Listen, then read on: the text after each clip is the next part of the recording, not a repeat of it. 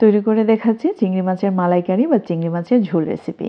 এই রেসিপিটি অসাধারণ হয়। আমি একদম সিম্পল ওয়েতে তৈরি করে দেখাবো, যাতে করে আমার নতুন ভাই বোনরা খুব সহজেই তৈরি করে নিতে পারে।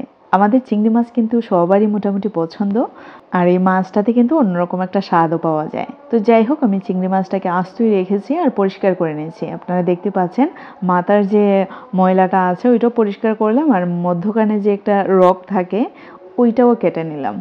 তো খুব ভালো করে পরিষ্কার করে নিতে হবে। তো একটি প্যানে আমি তেল দিয়ে হলুদ এবং লবণ দিয়ে দিলাম। তাতে করে কি হবে, চিংড়ি মাছ বা যা কিছুই আপনি ফ্রাই করেন না কেন একদমই সমান কালার আসবে।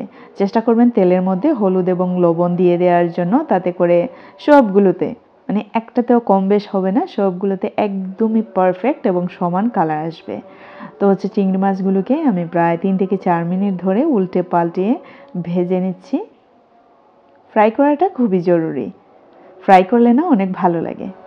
মাছ মাংস বা সবজি যাই বললেন না কেন, যদি আমরা এরকম ফ্রাই করি টেস্ট কিন্তু অনেক গুণ বেড়ে যায়। ভিটামিন মানে কি থাকে, মানে পুষ্টিগুণ কি থাকে এটা দেখার বিষয় না, তবে টেস্ট কিন্তু অনেক গুণ বেড়ে যায়। তো পারফেক্টলি ফ্রাই হয়ে যাওয়ার পর আমি তুলে নিচ্ছি। আর ওই প্যানেই আমি দিয়ে দিচ্ছি 1 কাপ পরিমাণে পেঁয়াজ কুচি। পেঁয়াজ মশলা অবশ্যই আপনাদের পছন্দ মতো 2 টেবিল চামচ পরিমাণে আদা রসুন বাটা দিয়ে দিচ্ছি। কাঁচামরিচ কুচি দিয়ে দিচ্ছি। ঝাল অবশ্যই আপনাদের পছন্দ মতো।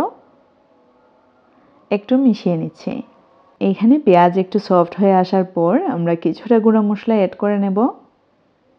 আর এই রেসিপিতে না আমি খুব বেশি মশলা অ্যাড করি না, তারপরেও এত সুস্বাদু হয় তা আসলেই বলার বাহিরে।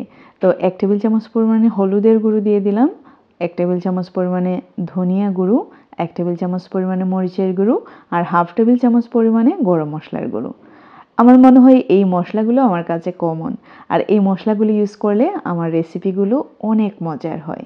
তো জানি না, আমি আপনাদের সাথে শেয়ার করছি, আমি যা তৈরি করি যা খাই আপনাদের সাথে শেয়ার করি। 1 কাপ পরিমাণে দুধ দিয়ে দিলাম, আর দুধের সাথে ছিল এই চীনাবাদাম। রেগুলার যে বাদামগুলো আছে, আপনাদের যদি ইচ্ছে হয় আপনারা যে কোনো ধরনের বাদাম, কাজু বাদাম, পেস্তা বাদাম, চীনাবাদাম তিনোটার সংমিশ্রণও দিতে পারেন, যে কোনো একটি বাদামও ইউজ করতে পারেন। তাতে করে ঝোল কিন্তু গাঢ় হয়, আর মশলা প্লাস যে গ্রেভিটা হয় ওইটা কিন্তু অনেক মজার হয়।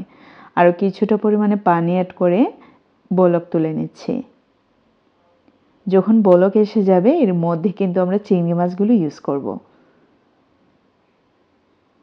ভালো করে একটু জাল করে নিতে হবে। তো দেখতে পাচ্ছেন এই মুহূর্তে আমি দিয়ে দিচ্ছি চিংড়ি মাছ। এখন চিংড়ি মাছ দিয়ে দেওয়ার পর আরও 2 থেকে 3 মিনিট রান্না করার পর ঢাকনা আমি ইউজ করছি প্রায় 5 মিনিটের মতো, আর চুলার গুণ একদমই লো ফ্লেমেতে ছিল। 5 মিনিট পর ঢাকনাটা তুলে আমি আমার পছন্দ মতো ধনেপাতা দিয়ে দিচ্ছি। এইখানে ধনেপাতা ইউজ করলে এই রেসিপিটির স্বাদ যেন আরও বেড়ে যায়। অবশ্যই আপনারা চেষ্টা করবেন ধনেপাতাটা ইউজ করতে, আর ইউজ না করলেও সমস্যা নেই, চিংড়ি মাছ কিন্তু এমনিতেই মজার। তো যাই হোক, এই মুহূর্তে আমি 2 থেকে 3 মিনিটের মতো আরও রান্না করব। 2 থেকে 3 মিনিট পর চুলার আগুনটা অফ করে আমি ঢাকনা দিয়ে রাখলাম 5 মিনিটের মতো। এখন আমি সার্ভ করে নিচ্ছি। আমি আশা করি আমার আজকের রেসিপিটিও আপনাদের কাছে ভালো লেগেছে। ভালো লাগলে লাইক, কমেন্ট, শেয়ার করতে ভুলবেন না। আজকে এ পর্যন্তই। See you in the next video. Till then bye. Allah হাফেজ।